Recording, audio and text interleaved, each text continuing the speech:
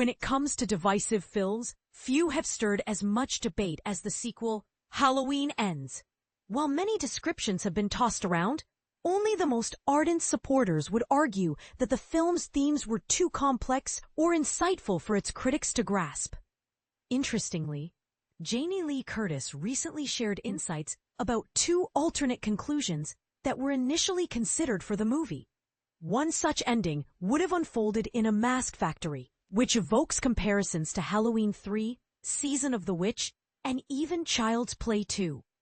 Curtis mentioned that these endings were ultimately discarded because they were deemed too intellectual and profound. In a recently published book, Horror's New Wave, 15 Years of Blumhouse, Curtis elaborates on these alternatives, acknowledging the assistance of our friends at Bloody Disgusting for sharing these intriguing details.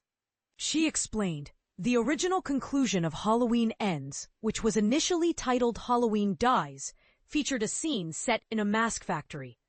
In this setting, a conveyor belt would showcase Michael Myers masks being produced. The idea was to suggest that we all become monsters if we don the mask. It's not just Michael that embodies evil, but all of us can, through the choices we make. Despite its intentions, this concept did not resonate with audiences. I believe it was perhaps too thought-provoking for a grand finale. It was certainly a daring idea, and I genuinely appreciate that creativity. Moreover, there was another potential ending that delved into a transfer of evil between Laurie and Michael.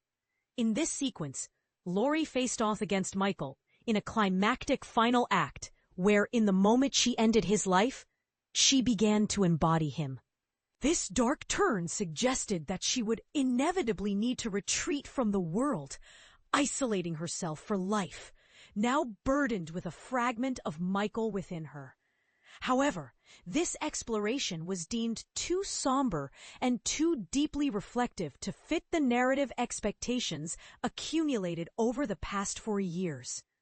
Thus, the film transitioned into a different scene where the town of Haddonfield quietly honors the concluding chapter of Michael's story, leading Laurie back to her home for the final moments.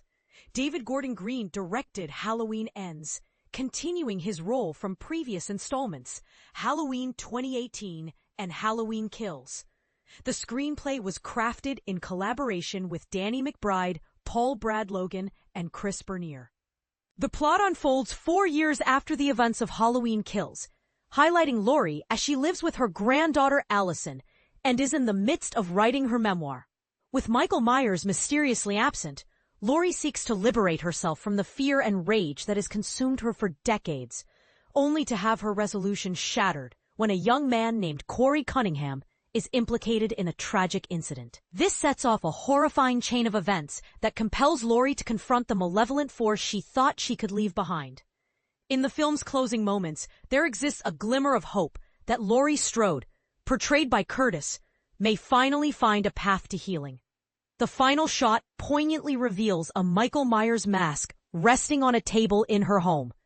Curtis reflects, I think there's an intentional ambiguity here. It creates a similar effect that the original idea of the mask factory overflowing with masks would have achieved. What was your take on the ending of Halloween Ends?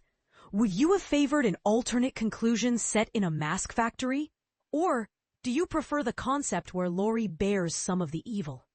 We invite you to share your thoughts in the comments below.